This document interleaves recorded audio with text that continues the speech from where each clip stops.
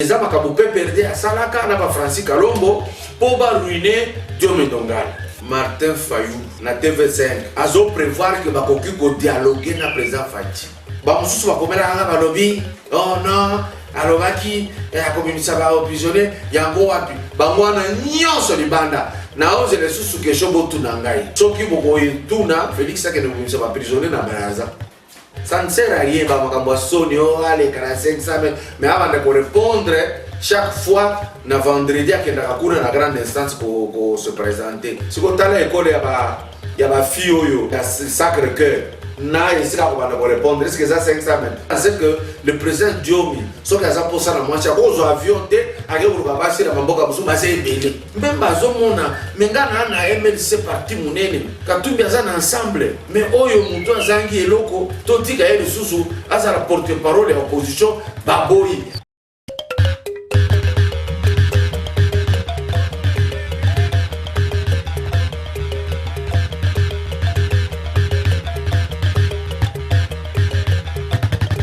Avant de commencer, rassurez-vous que vous vous êtes déjà abonné à notre chaîne Kadiombo TV. Et n'oubliez pas de cliquer sur la cloche des notifications et de commenter nos vidéos.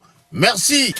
Merci davantage. Merci beaucoup pour tous ceux-là qui nous font du plaisir de nous suivre, de souscrire à notre démarche, de nous donner des conseils ça et là, et de pouvoir s'abonner à notre chaîne Kadiombo TV.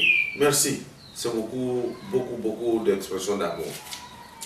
Awa, Tokosola Makamolelo, au Italie, deuxième partie, il y a des députés. Tokosola Makamolamuka. Parce qu'il y a Léopard déjà, Boïbiango, félicitations.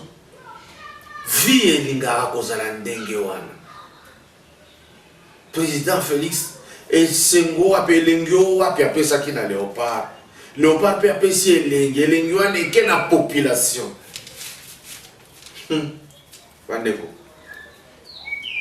Président Félix a vivre normalement.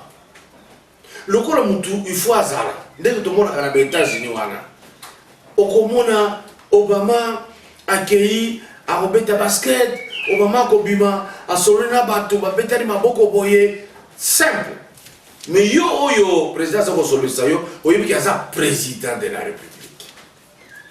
Et là, on a ce là qui est Costa Omari, na Kamere, Yangoana. Toujours ce cas, Toyambani, mais un président de la République. Merci beaucoup. Merci, président Fozala Nengoana. Parce que la moni, nous sommes à la Boye, n'a pas Léopard et Zaki Mobutu. Après, Yondo au Stade Amosiko. Et l'engio wapi. Félicitations les choses parce que l'obi nazo ya na mutuka, vous m'excusez, na lingina kendenzela et tendance na katisa ona kendenga mona bima côté ya na contourner rond-point ngaba. Na kuti déjà bazo sala nzera ba dimanche. Ba sala ba kanivo ba buka po ba tonga mbango nzela o memaka ba étudier ba ken université ezala kitoko. Ça, c'est l'œuvre du chef de l'État. Il ne faut pas aller loin. En venue à l'université, il n'y a pas de salango, basalango dada te ya muyibi, basalango dada ya muyibi. Kito. Il l'a dit, il l'a fait. Bamususu va comer la lobby. Oh non, alobaki, a communisa ba oppositionné, yango wapi. Bangwana nyonso libanda. Na oze le susu ke shobo tunangai. Ceux qui vont tourner, Félix a que nous sommes prisonniers dans Baraza. Parce que sincèrement, prisonnier au Yahawa, Babimi. Batunion va féliciter.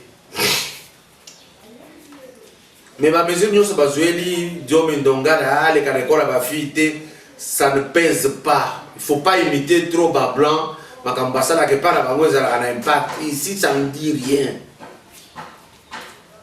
parce que Makambouana boyebi que c'était monté de toutes pièces. C'est inutile à Kolobanon azala kamusika l'école de filles, ça signifie quoi? Vous pensez que le président Diomi sauf que ça pour ça la moitié aux avions té à que vous rabasser la mamboka busu basé belé basi bazaka na Congo baso ba violaki bango bola kisabiso to mona ta na bango boye ezali mikolo ça ne sert à rien ba makambo soni o ale kana 500 mais avant de répondre chaque fois na vendredi akenda kakuna na grande instance ko se présenter siko tala école ya ba fille oyo ya Sacré Cœur na isika ko banda ko répondre est-ce que ça 500 mètres pona nini kolinga ko imiter biloko yo boko kati botika tambola ba fille yango baza mikolo eza makambo pe perdre asalaka na ba Francis Kalombo po ba ruiner Diome Ndongala lokola ba mesana ko sala ba plan wana basala ki yango lisusu po ba beta kuna faci esimbite ya Diome pe awa esimbite Diome telema na yo tambola leka pembeni abekola ba fille na mona ndenge ba kwanga yo boni boyeko si on a posé question à supposer que ndeko moko ya Diome ezaka pembeni ya école to lo bake azala cousin Germain azaka pembeni ya école ba fille wana akofi wana Diome akoya matanga te po ba fille na bino bazo tambola na école wana boni boyeko makambo moko boye zopesa kilote vous laissez Diome circuler tranquillement bato basala makambo ebele bazana parlement kuna bo voter bango chaque jour wana ndiri ka momalonga kolandela ye bato bayibi ba million na FPI baza wana na moni justice en branle botika biloko wana nazongi sikoyo makambo etali président Félix na minute tolo kana bino azana Kigali bo critiquer les sources il y a des gens qui vont écrire oh, il y a Kigali au moins non. Le président Félix étant deuxième vice-président de l'Union africaine, il est le président de pays Afrique centrale. Il est le patron. Il faut y résoudre. C'est ce que vous ne connaissez pas. Demandez avant de critiquer. Agokende Congo Brazza, agokende Gabon, agokende Rwanda, Burundi, agokende Tanzanie, ba pays nion sur Afrique centrale, et ça peut dépendre de maboko, c'est lui qui dirige. Maintenant, tu as la maman du Cameroun. Martin Fayoulou, na TV5, azo prévoir que bakoki ko dialoguer na président Fachi. Martin, na otu na Fayoulou, boko solo na yeni. Tango ye alobaki, na tendre men na ngai. Na bandeko na ngai so ba Fayoulou ba ya to travailler to bokisa République. Bolobakia, vous ne pouvez pas koyamba une main sale. Toujours rappeler yo. Tango bisika nous sommes au temple na Congo. Oza koloba aza muyibi. Aibio ba voix, aibio victoire. Bogangi, bolobi na ba Eve bazaiba. Que biso tongo travailler tam kete na ye. Eve patron na yo Mbemba, yé peke na logique moko moko. Fayoulou aucun apotolo yenge ya ba étage. Na lokuta ba pesa kiyo bosala ki na France pour bo tricher élection, ba contourner bino na États-Unis. Au lobby que le président Félix est un pantin. Si vous collaborez na pantin dengeni. Quand yo Martin Fayoulou au lobby Félix a décidé à le côté à travailler. Le côté, c'est Kabila qui fait tout. Dès que Kabila a une activité commerciale, il y a fait un house. Mais ce que Zoluka, Boston a Félix Nini. Vous collaborez dans Nini. On connaît ce jeu-là. Le jeu où on a étranger na pouvoir na biso. Il y a une négociation. Il y a un dialogue qui va se positionner, et s'il est liawa. Non, ça n'a pas de sens. Yo tikala kaka na position na yo. Yo continue. Au début meeting, il y a des choses qui sont dans le pays. Kende koloba, vérité des yeux. Mais c'est le président Félix. batu baswani bakufi mpona likambo ya tata oyo Fayulu. Soki otendre quand même facilement, okudecevoir batu ebele. Tika ye aza mutu lokola batu tu. Soki alingi azela élection ya ba bourgmestre, akoma bourgmestre. Mais il faut que tout nanu mutu, outa wapi, ozalaki wapi, totala ba cousin, ba nani ba pas bato à l'ukuta, ba lobi oh ya solo vraiment ça que c'est de mentir. Maintenant la muka bazalaki na réunion bazo reporter. Ba reporter ki réunion wana parce que Moïse Katumbi aboyaki koya. Pondenge bazawa na bango nyonso. Bazali ko espérer na mbongo ya Moïse Katumbi. Oya ba mususu bazali ko bimisa ta mukete. Et cette fois-ci quand on va y okuta likambo bazo sala na réunion ya la muka yangoyo. Ce n'est pas l'issue pour attaquer le président Félix. Et comme il y a Koluka, balongo la Fayulu, pour que Fayulu a fait un coup. Biso to ganga ni tolobi Fayulu a comme recruter batu abongisa décidé pour décider zaki na ngote zaki komboka ba papier pamba yena secrétaire général leki na ngai kitoko de vos na quelques imuke kaka. C'est quoi il y a ça la partie pour s'affirmer. Rappelez-vous la vidéo na biso et le kaka, tout la kisakabino que ni les abolekana la muka, Fayulu azako bongisa koma le porte-parole de l'opposition, mbema se pelité. Yango réunion bazo sala siko ya la muka ezalaki ya que balingi ba requalifier makambo, ba longola la muka comme étant plateforme électorale et comme un regroupement politique. Comme ça, oya kozala leader aya akoma sikoyo mbemba. Fayulu pe alingio yote.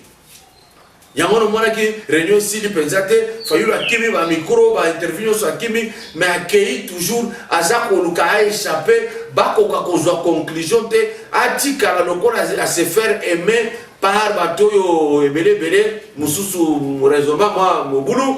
Alors yembe sepeli nango te mbemba zomona mengana na MLC parti munene Katumbi azana ensemble. Mais oyo muto azangi eloko totika ye lisusu aza la porte-parole ya opposition baboyi yango na siko réunion ya lamuka ezali ya que balongo la Fayulu. Or Fayulu asi a piégé belé bisika kendaka alobaka na nganji mususu kuna tanga kambemba te kuna tanga Katumbi te kuna komi ye moko accompagné na mpangi muzitu. Donc likambo na minute oyo et comme guerre na la muka. Katumbi tawa yakite o makambo ya mwana e boyena boye, rassurez-vous, Katumbi était en déplacement au Rwanda parce qu'il y avait qui à Rwanda, il fallait pas qu'il ne console makambo tali ba énergie, il y a makambo ba ni méthane tout ça et qu'on préparait aussi l'arrivée ya président Félix en tant que président deuxième vice-président de l'Afrique centrale. Et donc Moïse aussi a fait un déplacement parce que négociation à Moïse Kozonga travailler avec Félix Tshisekedi. Moïse n'aime plus encore continuer à dépenser de l'argent parce que Mbongo a appelé ça que Basaraki nango elo côté yango bazoko installer nango esidé. Balingi ba benda eli susu na maloba suka ya lukuta ba zwakaye Mbongo asi à comprendre aboyi. La muka na minute oyo bazui pression à partir de Jacques Matang à lobby makambo bolingi bosala toyebi yango biso toboyi. Donc comme difficile moyen mbemba continuer parce que mbemba azaki ko piloter réunion wana azaki koloba lokola za géant asa boyalingi akonza mais akutani na résistance ya bato. Makambo Fayulu bazako sora Fayulu matungolo muzito ezako échapper mbemba ba intention na ye bango basi ba moni yango ba oluka ba beta eku ye pe mbemba zolinga amema bango na je moko boye ba beta ku ba Jacques Matanda epai bazali na banyango soro bite e kozala ndenge wana te bakomo ko wela nanya kozala patron na plateforme politique et non électorale.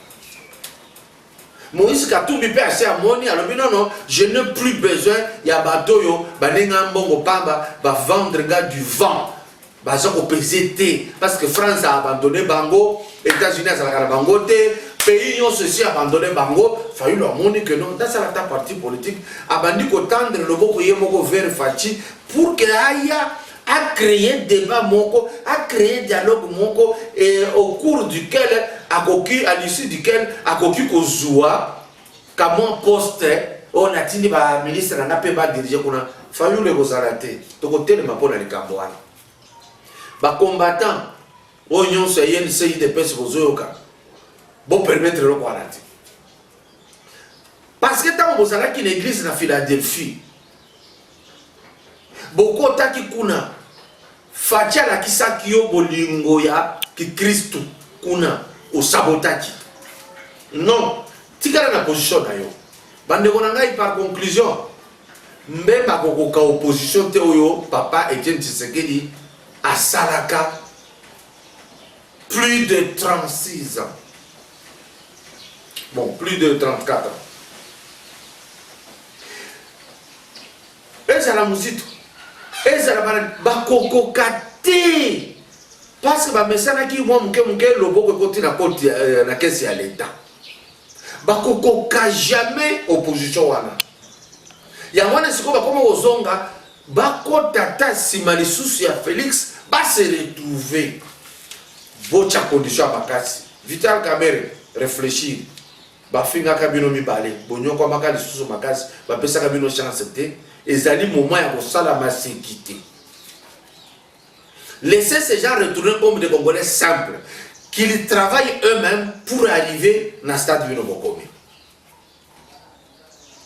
Lamuka et c'est Panzani. Il n'y a plus rien. Katumbi a voyagé le roi Kena Rwanda à Sepeli. Ponanini, passeport Félix a salé à Paisi. Il redevient congolais. C'est simple. C'est très simple comme calcul. En tout cas, Batu Oyo, il y a des députés, Boyo Kandenge, la population Zakolela. Batu Banyo, quoi, mina pays Oyo. Va souffrir, va couper l'élection et salema. Pour vous en un état de droit. Pour vous en la RDC comme un boka normal, comme un boka tout. Bino boye na caractère ya kopola, ya corruption. Si tu vois tous les professeurs de la FCC, il fallait arrêter l'université parce que si déjà mon toit formé à bateau, à quel côté oyo bateau babomi mboka, bateau futa ye mabe, bateau banyokola ye bonaboye, il est là. Donc il fallait refuser d'abord tout fanda, pas d'école, pas d'université, tout le monde a sika, chef de travaux mususu, bon matisa bango, basa la thèse bang bang, ba remplacer bateau et ba kendeke FCC, ba paiement, ba mon ndenge bo bo samboka. Tina église, pourquoi se retrouver dans FCC pour n'ambongo. Yangwana na salué proposition à Makasi à Vital Kamerhe. Hier, le président de la République, Bozonga Simate, Bokiti sa salaire à Batouana, Bomona Batou va travailler pour la République.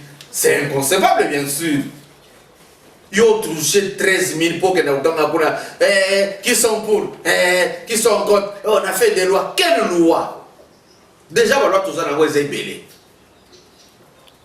Bokiti sa salaire à député dans l'Assemblée nationale, ce qui a joué ébélé, ma casse. $2200. Parce qu'un peu député, Azar n'a salaire le professeur à l'université.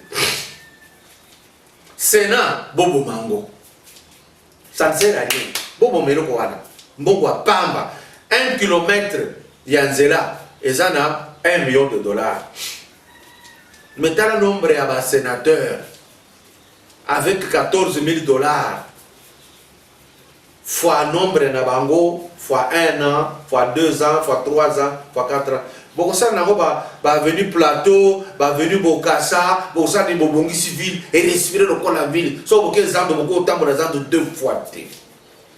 C'est très bien, il faut les voir. Ministre des Affaires foncières, Nalanda Kiyo, au lobby Batunyo sur Batonga qui est dans le domaine de l'État, Bakubukanda Bobukayango. Bato Union sur Batonga qui manda quoi bateau, Bozoki Salabango, État de droit et se faire sentir. Parce qu'on a vu déjà, à ce moment-là, à l'objet Kiswahili, à y a Tongindako, à Zubarabala, Mobimata, 3 mètres, à Kangisa, on ne parle pas, Boya, au Bukabilo, l'état de droit, que la population respire. Ça l'air à député, et ça est pour quelle raison? Bokata iloko wana. Et si vous voulez créer aujourd'hui députation il y a bien, ils en ont 2 sortes. D'abord, aux alamutia droit. Autant qu'il y ait des lois, des règlements, des la constitution, normalement il fallait conditions à la dengue. Alors c'est l'exception de la boka mususu. Basali au moins sur 500 députés, d'abord 300 ils ont juristes, ils ont la moralité, la probité approuvée. Déjà loi le 200 qui reste, baya kozwa sikoyo batu oyo baza ba sage na société, baza na ancrage na société baye bani et sili avec de bonnes moralités bozali sikuna. Parce que ndenge naza komona batu babengami ba député mawa. Monsieur le Président de la République, le DIRCAB, Kamere, bon revoir Makamo Etali, bon kota bon ça la contrôle. Nous jamais azala na kati ya Assemblée nationale, yé moi si na ina bana, basa ba député. Non non non. Yé bisa ba famille na ba nyuma libana ba choisir mutu moko. C'est pourquoi on ne respecte rien. Papa député, moi si député likamunini, ba yé pona mbongo. Boye bisabango, vous choisissez Moutoumoko, c'est terminé. On ne peut pas s'amuser jusqu'à ce point. On en a marre. Une fois de plus, félicitations au léopard.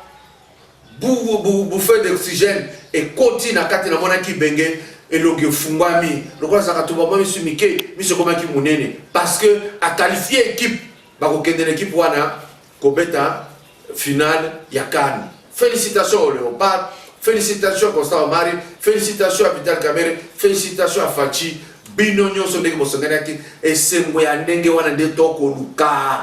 Pardon, j'ai vu sur ma présidente de la République, Namoni Kabung, Namoni Chimanga Vité, et c'est moi Wanande Batubaza Nango Posa.